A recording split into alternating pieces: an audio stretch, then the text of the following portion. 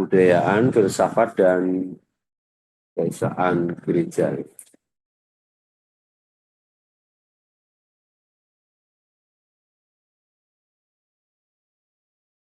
Jadi kebudayaan dan gereja memiliki perbedaan. Sekali lagi kebudayaan dan gereja itu memiliki perbedaan, baik dalam nilai dan filsafat. Sehingga kedua hal ini, baik konsepsi filsafat dan nilai dalam budaya, menjadi peranan penting dalam menopang nilai-nilai di dalam gereja-gereja. Nah, di sini dicontohkan mengenai di Korea dan di Taiwan, ya, gereja Presbyterian. Apakah ada di antara kita yang di gereja Presbyterian, ya? Dari kata tua-tua, presbiter.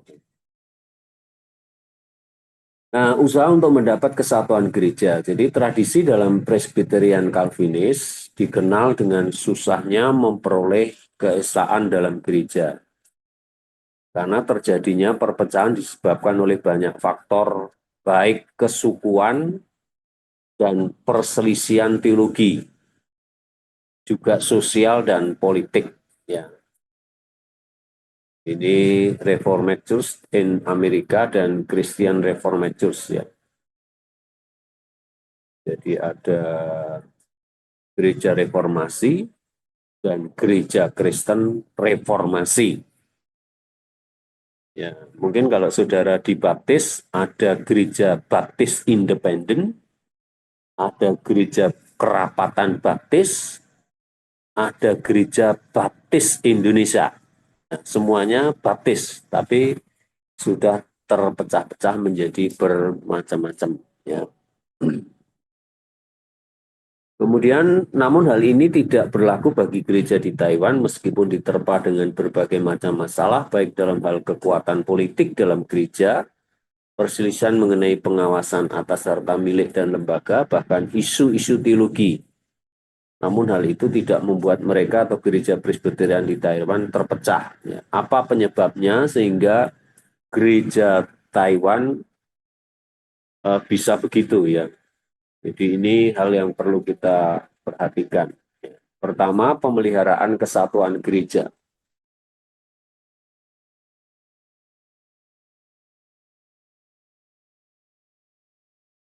Jadi panji-panji dan piagam dan organisasi mempunyai hubungan dengan pendeta dan gereja, yaitu panji dari penginjilan Billy Graham, panji dari penginjilan Nora Lamb, dan gelar kehormatan dari Faith Theological Seminary yang ditandatangani oleh Park McLean, ya. McIntyre, ya. Ketiga panji ini memiliki perbedaan masing-masing di dalamnya, sehingga menjadi sesuatu hal yang mustahil untuk dicocokkan ketiganya. Ini seperti yang diketahui di Pulau Taiwan tentu saja berkebudayaan Cina, di mana ada istiadat, struktur keluarga, sistem politik, dan kerangka filsafatnya semuanya datang dari Cina. Jadi Presbyterian Amerika cenderung terbagi menurut garis entah ini entah itu, ya. Sedangkan gereja Presbyterian di Taiwan memelihara kesatuannya dengan pola pikir baik ini maupun itu. Jadi mana yang akan kita pilih, ya. Nah, pemikiran yang diekspresikan dalam bentuk kata-kata singkat, ringkas dan tajam, bernada perintah atau sindiran-sindiran lebih bersifat ke arah menyarankan daripada mendalami atau lebih bersifat filsafat daripada kepastian. Sedangkan Amerika lebih pada menuntaskan. Ya, ini pemikiran-pemikiran yang ada. Gereja Taiwan Presbyterian lebih mengutamakan manusia daripada gagasan atau doktrin yang dapat menimbulkan perpecahan. Ya, ini yang baik, ya. Jadi mengutamakan manusia daripada gagasan. Filosofis yang digunakan adalah seringkali asumsi yang paling penting adalah sesuatu yang tidak kita sadari. Nah, mempertahankan kesatuan gereja, integritas filosofis adalah persoalan yang harus dihadapi oleh gereja Taiwan pada sekarang ini karena menyangkut integritas budaya. Kesatuan gereja tidak bisa dibangun atas dasar perkiraan-perkiraan filsafat Barat. Kunci bagi kesatuan gereja adalah di dalam gereja timur sendiri atau gereja Presbyterian Taiwan. Dia membangun, nah ini eh, apa namanya, eh, kalau kita lihat judulnya tadi mengenai kebudayaan filsafat dan keesaan gereja, ya. Jadi dicontohkan di sana bagaimana gereja itu mempertahankan kesatuannya. Tadi bukan atas dasar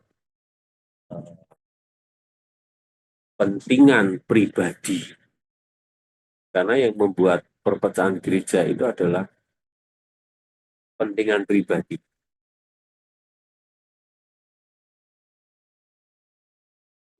Mereka bisa menghindari perpecahan itu dengan eh, melihat kepada salah satunya itu adalah panji-panji piagam organisasi. Ini memang penting. Jadi, ya, jujur saja kita harus mengakui bahwa gereja-gereja aliran Pentakosta itu juga mengalami atau cepat untuk menjadi pecah. Saya lebih cenderung tidak mengatakan perpecahan, tetapi lebih cenderung mengatakan itu adalah perkembangan gereja.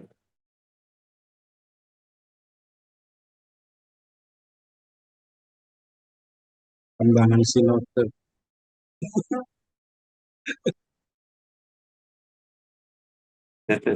Memang sulit ya, memang memang terus terang memang sulit ya. Partai saja banyak. Dulu cuma tiga, sekarang ini partai itu sudah berapa? 28 atau berapa?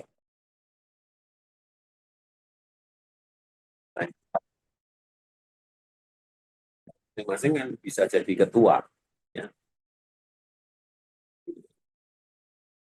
memang rendah hati itu sulit ya. Rendah hati itu sulit. Kalau sudah merasa diri pinter, yang aset, segalanya, mampu memberi sponsor, support, ya saya harus di atas. Ya, itu sudah pasti pecah. Saya gambarkan saja sinode kami sendiri itu juga akhirnya juga ada yang pecah. Saya tidak usah menyebut nama. Kan beliau keluar dari sinode GPI itu membawa minimalnya 100 pendeta. Coba bayangkan, 100 pendeta. Berapa jemaat? Dia sendiri punya satu gereja saja, dia sendiri sudah punya 10.000 jemaat. Belum 100 gereja yang di bawah. Yang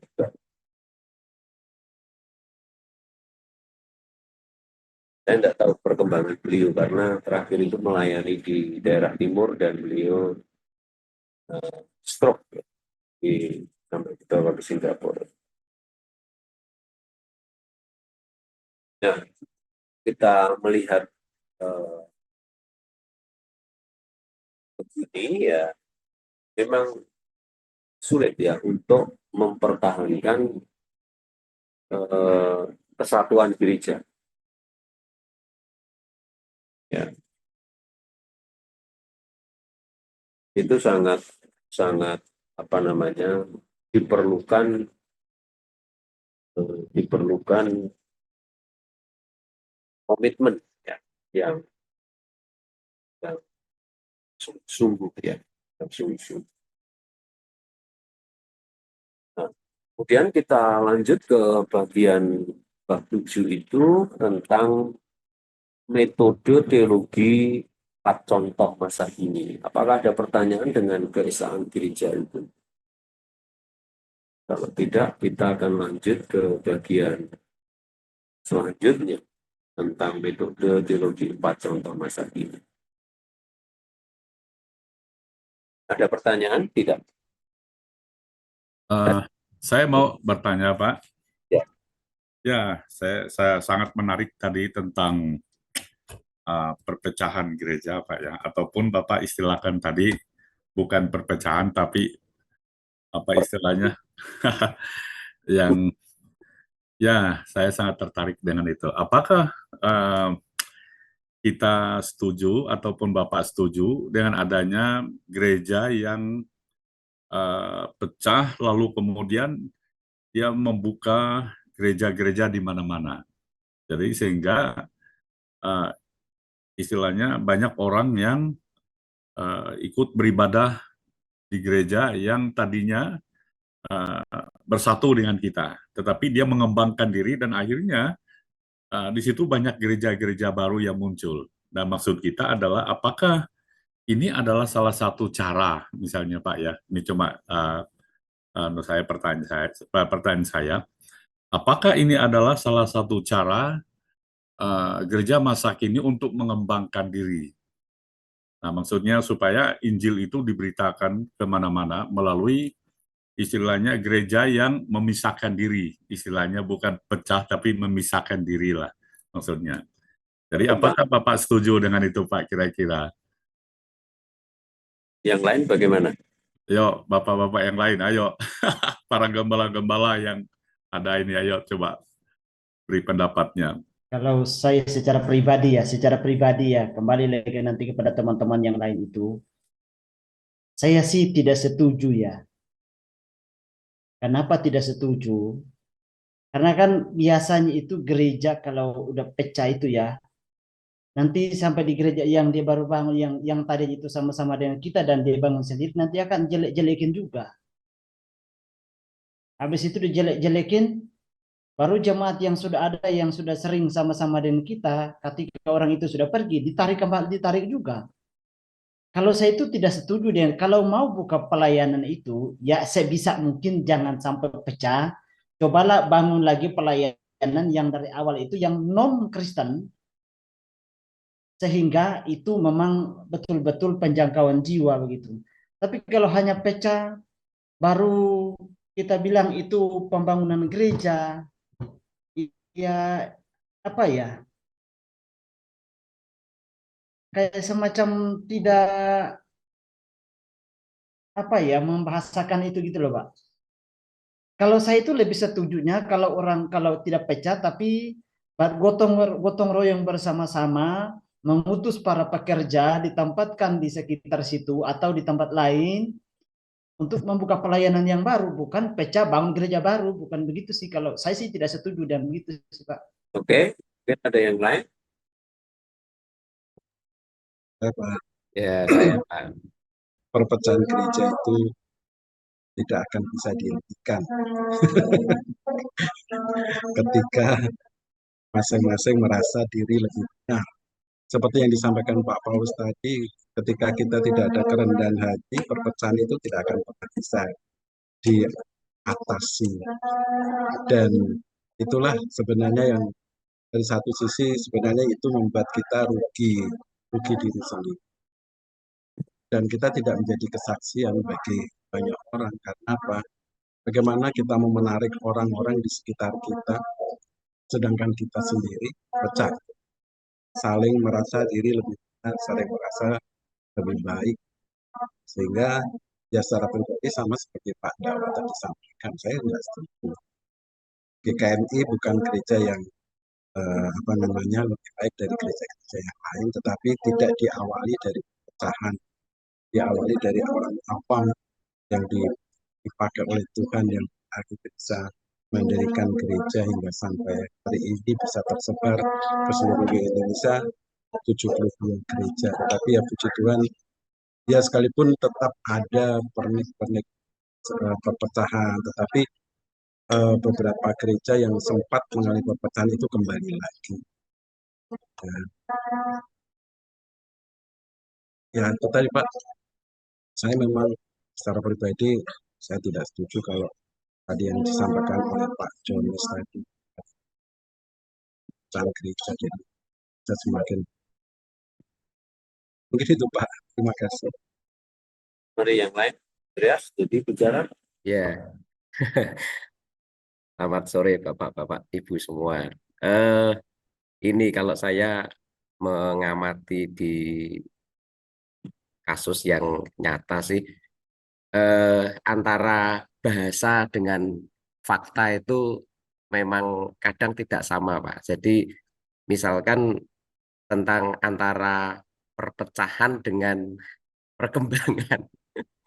Ya, jadi salah satu contohnya itu di Semarang misalkan. Satu kali saya pernah ketemu dengan salah satu jemaat itu ya, salah satu jemaat kemudian menyinggung tentang gereja yang pecah itu. Nah, jemaat itu dia tidak terima kalau dikatakan, oh kami tidak pecah, tetapi kami berkembang gitu.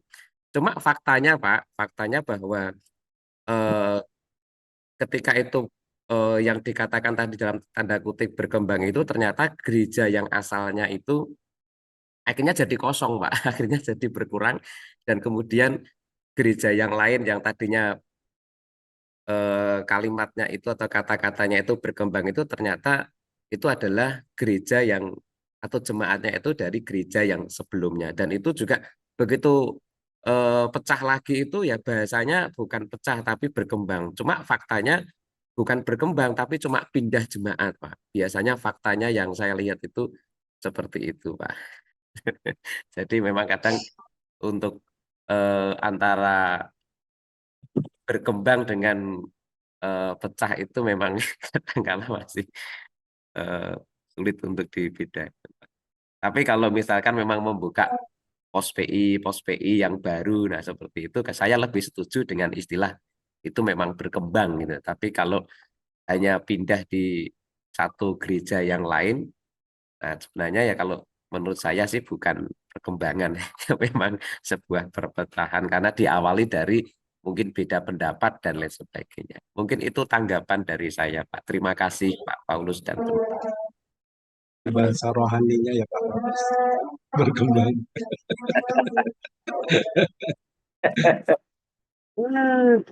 Oke, ada lagi yang lain yang mau menanggapi bagian ini?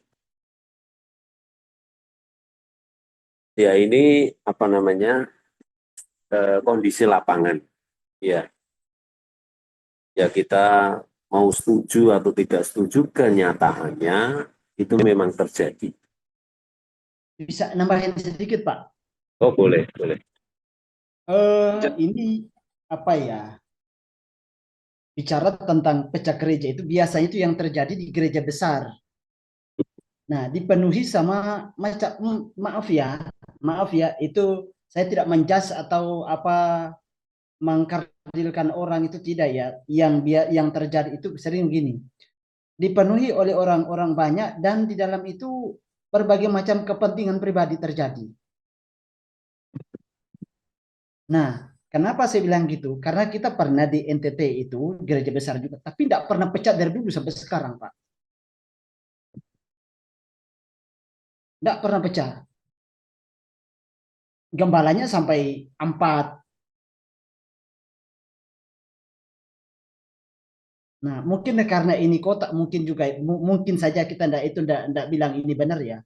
Mungkin saja karena ini kota banyak dipenuhi oleh orang pintar, orang-orang yang pintar itu memakai kepintarannya untuk mencari sensasi kepentingan pribadi di dalamnya sehingga membuat satu apa bisa saja mengajak orang lain untuk keluar dari gereja itu dan membuat sesuatu sehingga terjadilah perpecahan begitu sih.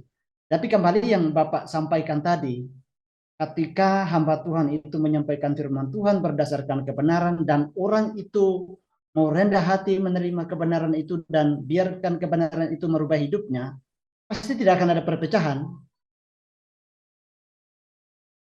Kenapa? Karena landasannya itu kebenaran. Tidak mungkin berpecah. Pecah maksud dalam pengertian itu sampai separuh ikut saya, separuh ikut dia, dan begitu ya. Karena kebiasaan itu kalau di dalam satu gereja, di satu gereja contoh lah ya, maaf saja yang sudah terjadi Petrus Agung ya. Kan setelah Pak Petrus Agung meninggal itu, yang ngawarisin itu kan anak sama istrinya. Anak sama istrinya itu, istrinya ke Holy Stadium, anaknya bangun gereja sendiri. Jadi jemaat itu pindah ke, ada yang pindah ke anaknya, ada yang pindah ke istrinya. HTE. Ya. Itu kan pernah terjadi begitu juga. Tapi apa, kita tidak tahu juga apa menjadi persoalannya di dalam sehingga sampai pecah begitu. Tapi kalau alangkah lebih baiknya ya, ini juga kan pelajaran bagi kita sebagai gembala-gembala. Siapa tahu nanti kita banyak jemaat sampai ribuan atau ratus ribu itu, kita merekrut orang itu yang bisa diajak bekerja sama, yang tidak ada kepentingan di dalam itu, yang betul-betul hanya kepentingan kerajaan Allah saja. Itu sih. Oke, baik, baik, Pak Dawa. Ya. Jadi seperti saya sampaikan tadi, setuju tidak setuju, namanya perpecahan mesti ada. Ya, di luar apa namanya, di luar kepentingan-kepentingan yang lain. Jadi, nah kita harus ingat, gereja itu kan dua hal. Gereja itu yang pertama adalah sebagai organisme. Nah, kalau gereja itu sebagai organisme, sebenarnya gereja itu tidak bisa pecah. Organisme itu artinya gereja itu sebagai tubuh Kristus. Nah, yang bisa pecah itu karena gereja itu sebagai organisasi. Nah, organisasi inilah yang bisa menyebabkan menjadi pecah.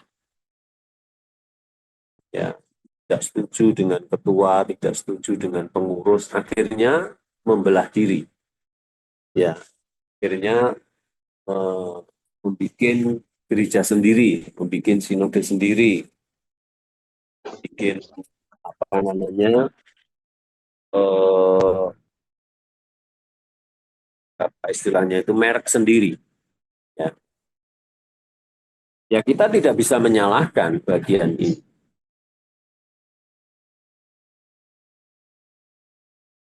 Kita tidak bisa juga mencegah. Ya. Karena juga dari kesaksian Bapak-Bapak tadi, kita bisa menyaksikan bagian itu. Atau ada gereja baru di tengah-tengah kita. Kalau saya mensikapi seperti ini, gereja yang ada itu, walaupun itu mungkin dekat dengan kita, mungkin malah satu gedung misalnya, itu saya merasa bukan saingan, tapi menjadi mitra. Kalau katakan itu bukan saingan kita, itu adalah mitra kita. Ya, mengapa bisa saya katakan begini? Kami punya gedung gereja itu pernah juga dipakai oleh gereja lain, karena gereja lain tidak memiliki tempat. Sesudah gempa itu, ada gereja lain yang minta supaya punya apa namanya, bisa pinjam tempat itu untuk dia ibadah. Ya kami izinkan. Toh kenyataannya jemaat yang kami layani juga tidak datang ke gereja itu. Ya,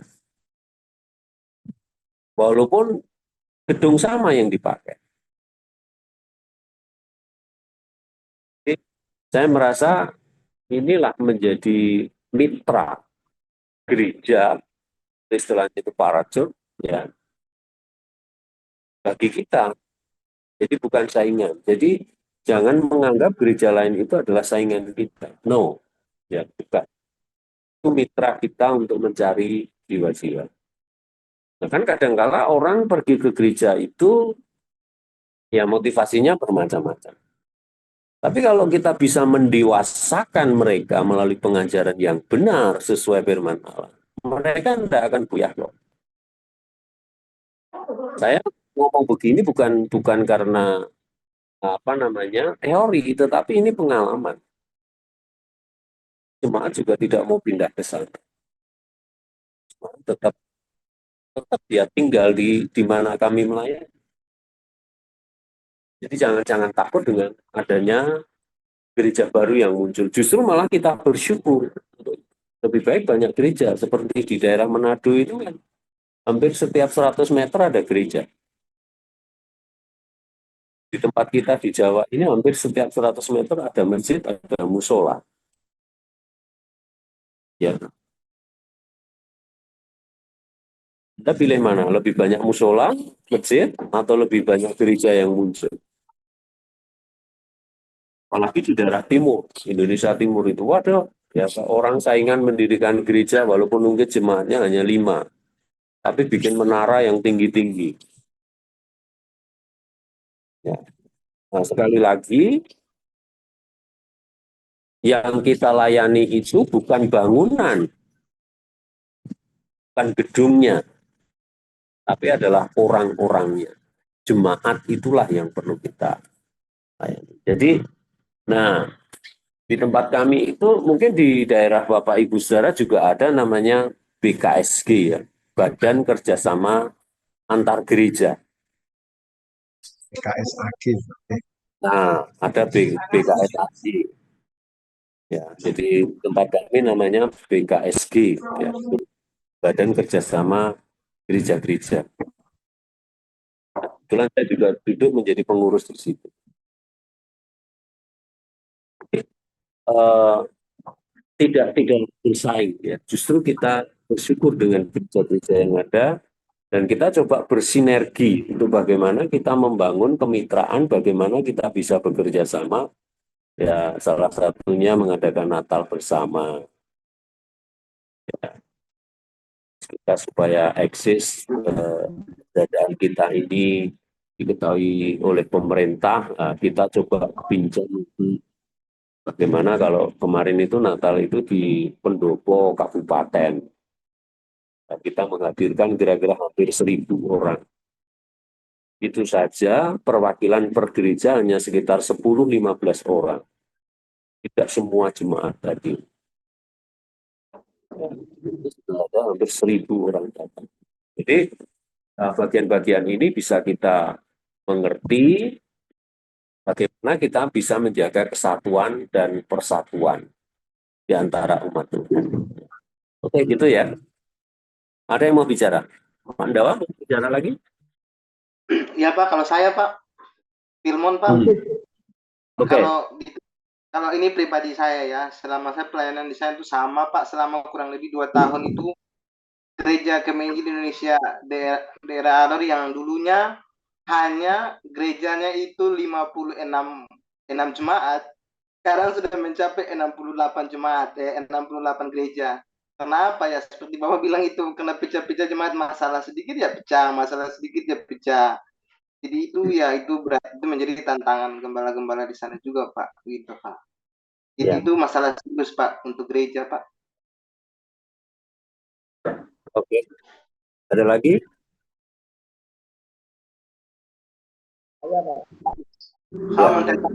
Kalau Evata Padang Alang itu gereja apa? Memang betul nggak? Nah, kita ke bagian 7 ya, tentang metode. Fokus. Supaya kelihatan aktif. Teologi 4 catatan masa ini.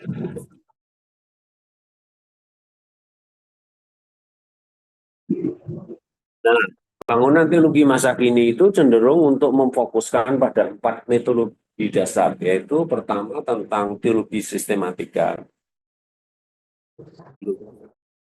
filosofis, tiga teologi politis, tekstual. Nah, teologi-teologi barat itu pada umumnya memilih untuk memakai 2 macam metodologi yang pertama, yaitu teologi sistematika dan filosofis. Teolog dunia ketiga mengarahkan fokusnya pada dua macam teologi, metodologi yang terakhir, yaitu teologi politis dan teologi kontekstual. Taiwan disebabkan oleh situasi sejarahnya yang khas, dipengaruhi oleh keempat macam metode penentuan itu, dan penginjilan dari Inggris, Kanada yang masuk ke Taiwan lebih dari 1 abad yang lalu membawa masuk teologi Calvinis yang klasik. Tahun 50-an mulai timbul juga minat terhadap teologi filosofis, ya, filosofis. Negara Belanda muncul suatu filsafat baru yang dihubungkan dengan dalam waktu bersamaan, para pemikir yang mewakili aliran teologi yang lebih kritis mulai mengajukan pertanyaan tentang bahasa, eksistensi Allah, dan kemungkinan adanya mukjizat yang menuntut penerbitan kumpulan karangan tahun 55. Sebenarnya lebih cenderung kepada liberal, ya. Empat metode teologi masa kini adalah teologi sistematika. Pada umumnya menaruh keprihatinannya pertama pada tugas dogmatik menegakkan iman Kristen sebagaimana terdapat dalam Alkitab, ya. Dan itu diperinci dalam pengakuan iman, pengakuan dari gereja Kristen. Yang kedua, teologi sistematika juga berurusan dengan isi yang pasti yang telah dinyatakan dalam Alkitab dengan Allah sebagaimana tertulis dalam Alkitab. Yang ketiga, tugas dogmatik tidak pernah dilakukan secara perseorangan atau dalam persaingan diri. Ya, sistematik dipahami sebagai suatu organisasi dan dilaksanakan demi melayani gereja. Nah, akhirnya teologi sistematik itu menurut definisi adalah sistematis dan tersusun. Saya percaya Bapak Ibu Saudara sudah belajar mengenai teologi sistematik. Nah, secara tradisional sudah ada 4 pokok yang dicakup oleh teologi sistematik, yaitu doktrin tentang Allah, doktrin tentang pribadi manusia atau antropologi, doktrin tentang Kristus atau kristologi, keselamatan soteriologi, gereja, eskatologi, dan tentang akhir zaman. Nah, 4 contoh untuk berteologi, teolog-teolog yang masing-masing mewakili salah satu dari keempat metodologi ini merupakan model atau contoh bagaimana berteologi sekarang ini. Teolog yang saya pertimbangkan memiliki ciri tertentu yang sama, mereka masih hidup dan masih aktif berteologi, semua sudah mengadakan interaksi yang hidup dengan teolog masa kini. Nah, teologi sistematika, teologi terakhir yang betul-betul merupakan teologi sistematik dalam tradisi gereja Katolik, dalam semua gereja Protestan. Karena ini dihubungkan dengan prinsip tentang iman, berhubungan dengan firman Allah di satu pihak dan gereja pada pihak yang lain. Relevan teologi harus hidup dan bekerja tepat pada pusat dan pertentangan ganda. Ini bicara tentang teologi. Jadi daripada teologi sistematika itu, tadi kita bisa bicara tentang Allah, doktrin tentang dan gereja juga lain eklesiologi tentang Kristen. Ini sistematika. Kemudian teologi filosofis. Nah, salah satu dari bentuk teologi filosofis terkemuka masa kini ialah teologi proses, yang sebagian besar berdasarkan hasil karya filsuf Arnold, ya, dan Charles.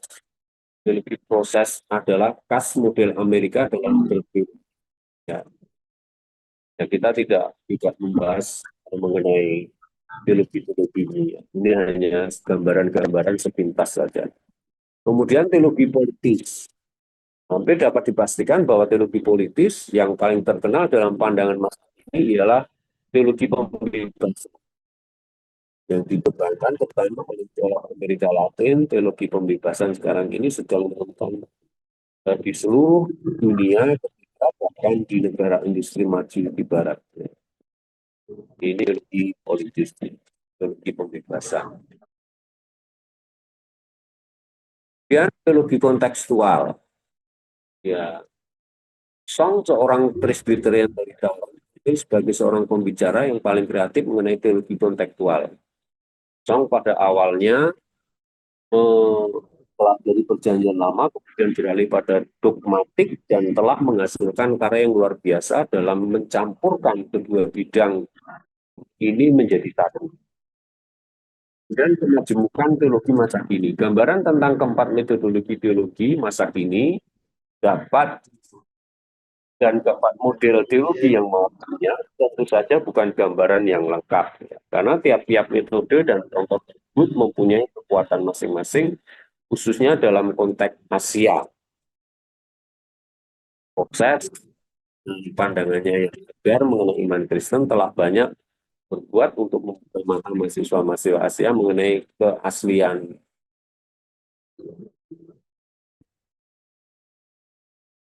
Jadi kita sudah bicara tentang metode teologi 4 contoh macam ini. Jadi ada kontekstual, ada politik, ada filosofis, dan ada sistematika.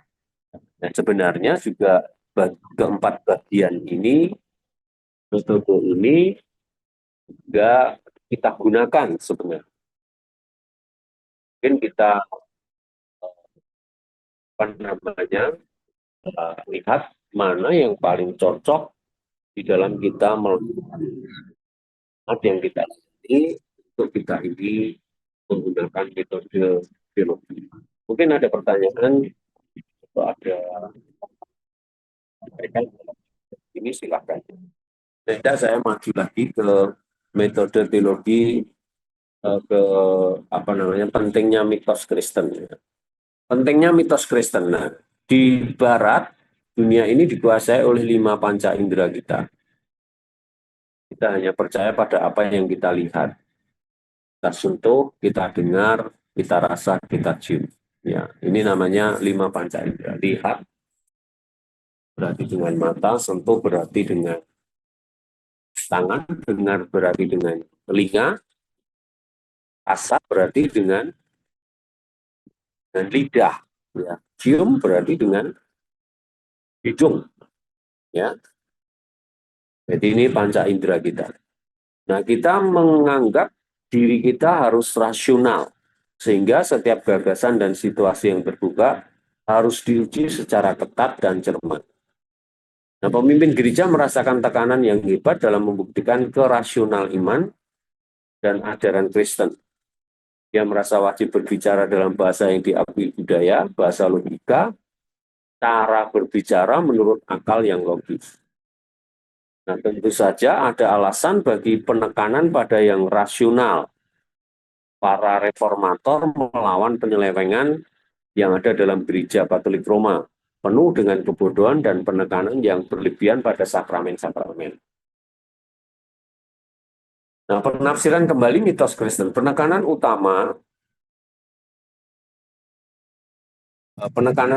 baru ini menimbulkan pergeseran dalam pemikiran teologis. Ya.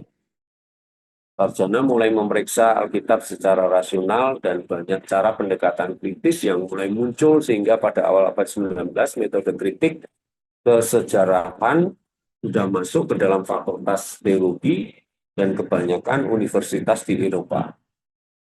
Teologi pada abad 20 yang paling menonjol dalam pandangan ini adalah Rudolf Bultmann. Mungkin saudara tahu nama ini, Rudolf Bultmann, yang menyatakan bahwa kosmologi Perjanjian Baru pada dasarnya bersifat mitos.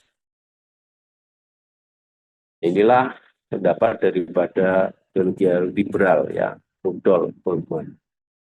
Dunia perjanjian baru merupakan dunia para malaikat, setan, mukjizat, dan penglihatan surgawi. Jadi ini Bultmann mengatakan itu adalah mitos. Ya. Sama seperti kalau saudara membaca Alkitab itu, ada yang percaya adanya malaikat, itu para Farisi, tapi orang Saduki tidak percaya adanya malaikat. Ya.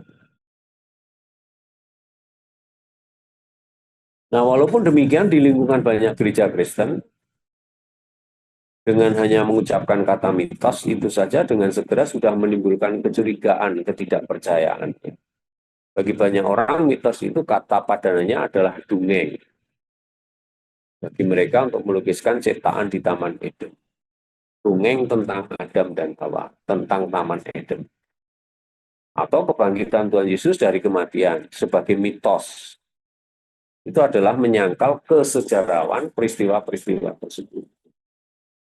Jadi yang tidak percaya mengenai adanya Taman Eden, tidak percaya mengenai adanya kebangkitan, itu bukan hanya orang Muslim, tetapi juga dari kalangan liberal pun bahkan menganggap mukjizat itu adalah dongeng, ya mitos saja. Nah, sebagai pendeta, guru, terutama teolog Kristen, sebaliknya kita mempertimbangkan kembali akan pentingnya mitos Kristen itu.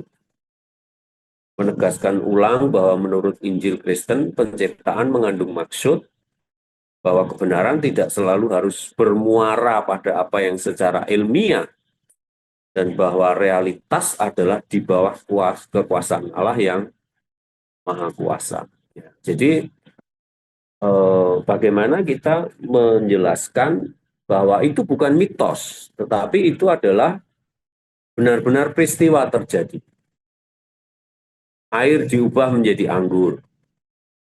Yesus menyembuhkan orang yang lumpuh, membangkitkan orang yang mati, memelihkan mata orang yang buta, dan seterusnya, dan seterusnya. Ya. Nah, sifat-sifat mitos. Levis menunjukkan 6 macam sifat mitos yang kalau diterapkan pada cerita Alkitab seperti kesengsaraan kebangkitan, jelas menunjukkan sifat-sifat mitosnya. Pertama, mitos berada di luar kesusastraan. Dia bisa berdiri sendiri terpisah dari karya sastra yang di dalamnya ia ada, namun tetap menyuarakan maknanya. Jauh kedalaman hidup kekristenan, perenungan tentang Allah bukanlah hanya sekedar penghormatan dalam mengingat sejarah yang sudah lampau, tapi juga perayaan dan hidup kembali dalam kebenaran yang tak terbatas waktu itu secara berulang-ulang. Menurut saudara, kematian kebangkitan Tuhan itu mitos atau sejarah? Sejarah, Pak. Sejarah. Cara kita menjelaskannya seperti apa? Kan di dalam Alkitab juga dikatakan waktu itu ada orang dibayar untuk memalsukan kematian dan kebangkitan Tuhan Yesus. Ya. Tapi apakah kita percaya itu? Tidak, toh? Tidak, Pak. Ya.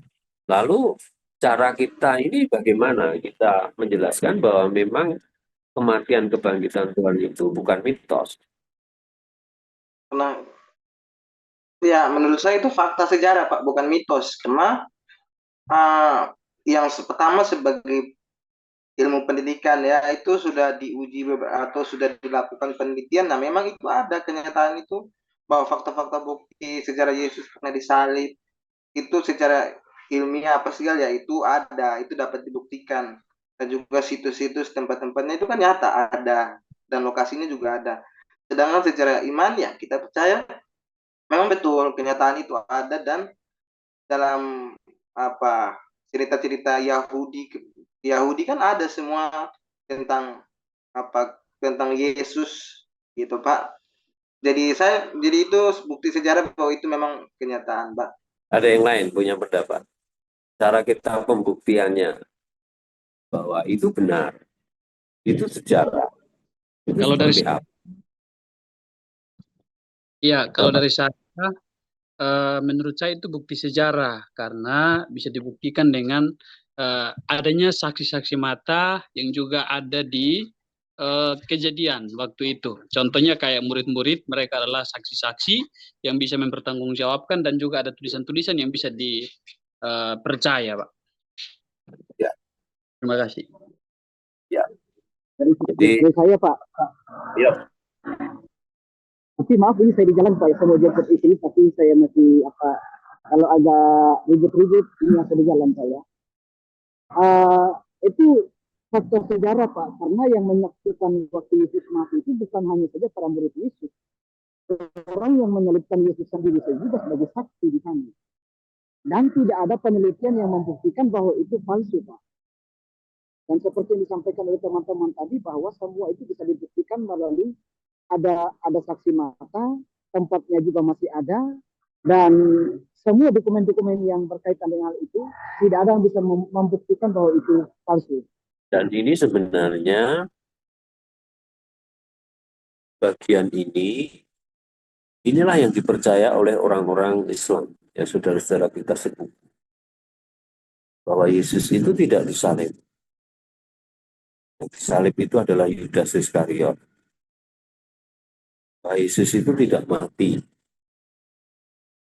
Ya, orang yang diserupakan. Saya tidak mengerti ini cerita-cerita dari mana, tapi itu sudah menjadi indoktrinasi saudara kita sepupu. Ya, pengertiannya semacam itu. Makanya kita yang punya kebenaran ini, bahwa memang fakta sejarah itu menjelaskan Yesus itu mati, Yesus itu bangkit. Nah, kalau kita bicara tentang fakta, itu kan bisa kalau dipakai secara ilmiah pun juga bisa. Ya, bukti sejarah juga ada. Ya, tadi teman-teman kita sudah mengatakan, ya saksinya ada. Siapa yang menyalibkan? Ya, adalah Pontius Pilatus. Itu kan orang yang tidak kenal Tuhan. Atas desakan siapa? Rakyat pada waktu itu. Siapa tokohnya? Ya jelas alim ulama, orang-orang Farisi, para imam yang hidup saat itu, Kayafas dan Hanas. Jadi banyak sekali selain murid-murid Tuhan yang menyaksikan penyaliban itu. Bahkan kematiannya pun ya disaksikan oleh mereka. Ada prajurit yang menusuk lambung Yesus. Ya. Jadi semua fakta itu bisa kita ungkapkan ya, bahwa itu bukan mitos, bukan dongeng. Nah, persoalannya adalah mengapa justru orang-orang Kristen, orang yang tahu, yang mengerti tentang Alkitab, yang paham betul tentang Alkitab, justru mengatakan itu menjadi mitos. Ya, mereka itu bukan orang sembarang orang seperti Rudolf Bultmann ini. Mereka sarjana, dia adalah seorang doktor. Tapi bagaimana bisa punya pendapat semacam itu? Alasan-alasan yang dia munculkan untuk menyatakan bahwa Yesus itu tidak mati, Yesus itu tidak disalib, Yesus itu tidak bangkit. Ya, dan inilah seperti yang tadi saya bicarakan, bahwa inilah yang membuat gereja itu menjadi lumpuh.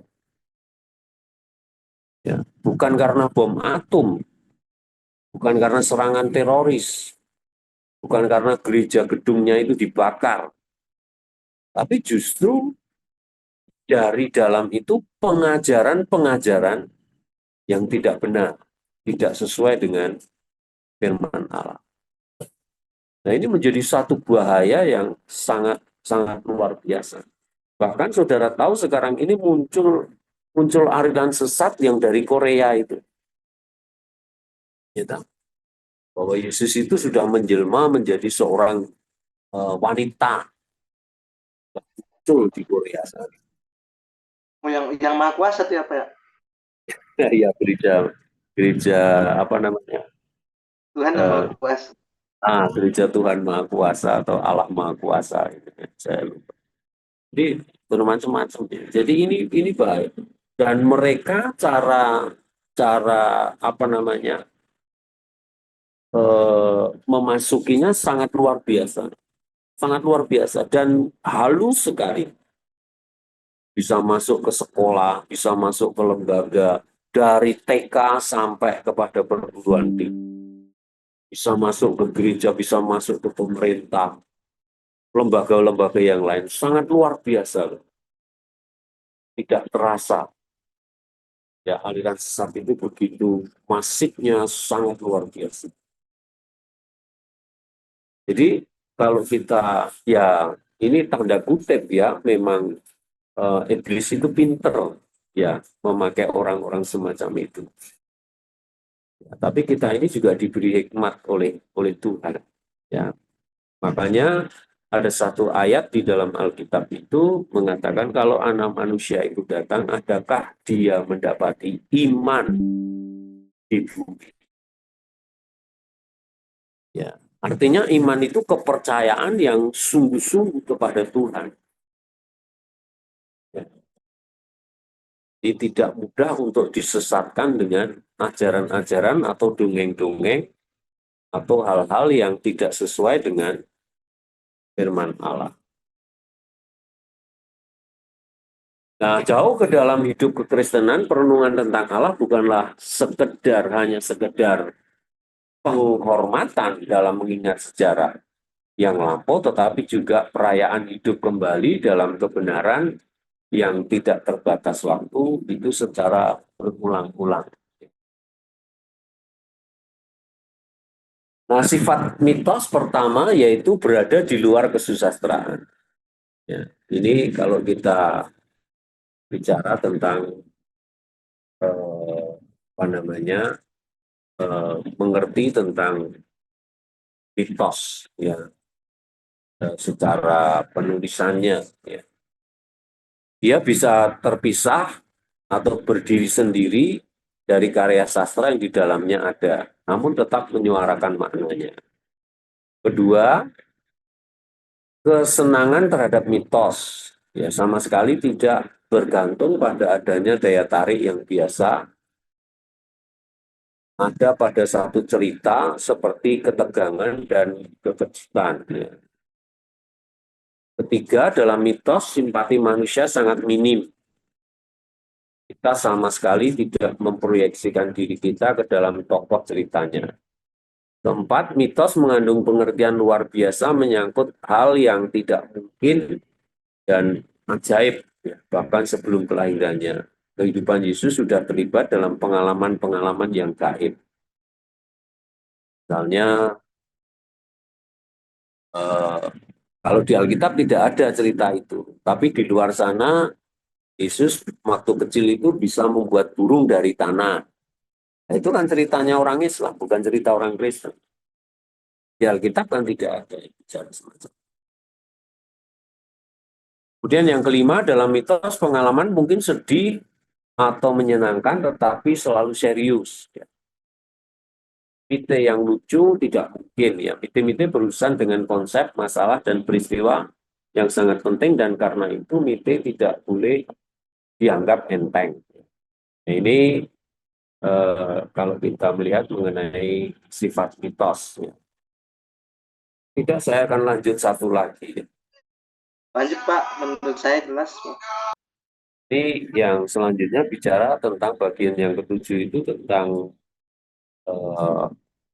yang rasional dan yang mitos dalam bangunan teologi. Jadi kalau kita perhatikan hubungan antara rasional dan mistis itu tetap merupakan sumber ketegangan dalam bangunan konstruksi teologis ya, baik di timur maupun di barat. Nah, perpaduan cara orang-orang Cina. Jalan pikiran filsafat dan keagamaan orang Cina ditandai dengan cara mereka menghindari ekstrim. Salah satu kenyataan yang terkenal dalam filsafat Cina, kecenderungan dan kemampuan dalam memadukan, tentu saja mungkin ada hal yang ekstrim, tetapi akhirnya posisi bandul bergerak kembali ke tengah. Hasilnya adalah dua kutub yang berlawanan. Jadi masing-masing mencakup dua peniadaan dirinya, namun salah satu dari keduanya oleh karena kebutuhan akan kesatuan yang lain. Nah, masalah dualisme di Barat.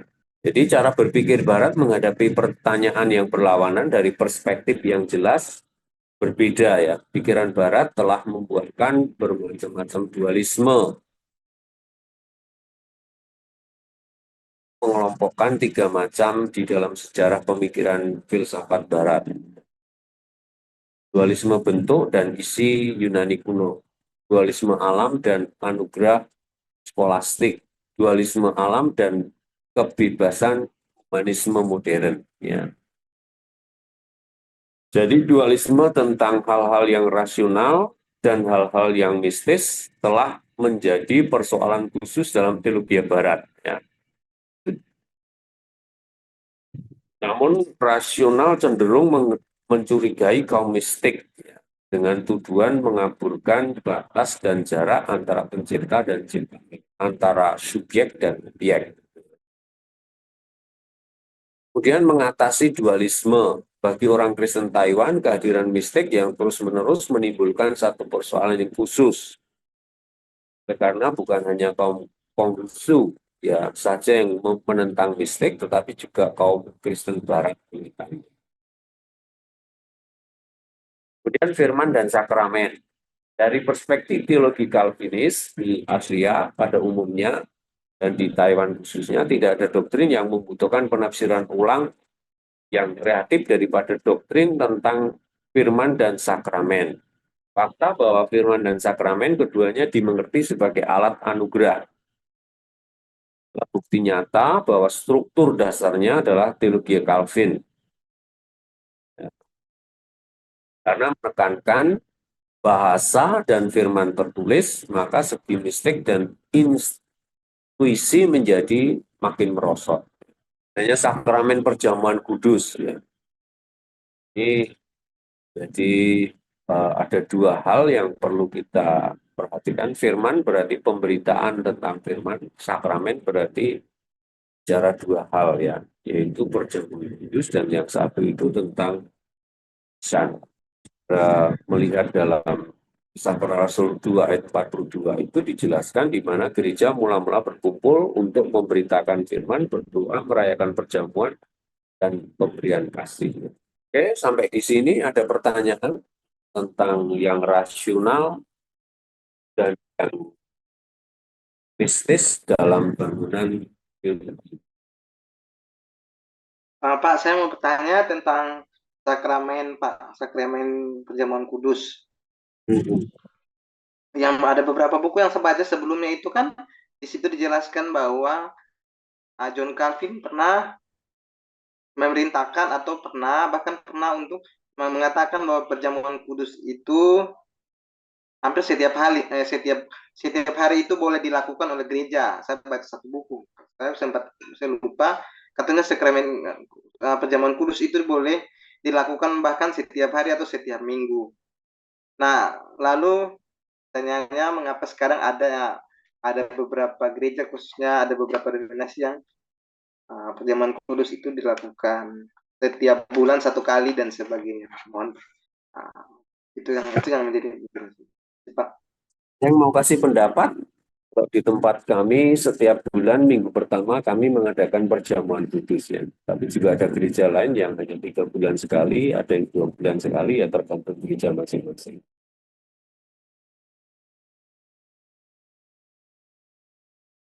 Sebenarnya perjamuan kudus itu inti maknanya apa toh?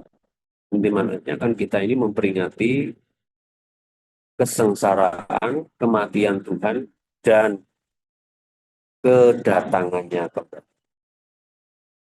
Itu inti daripada kalau kita mengadakan sakramen perjamuan kudus. Oke, ada pertanyaan yang lain?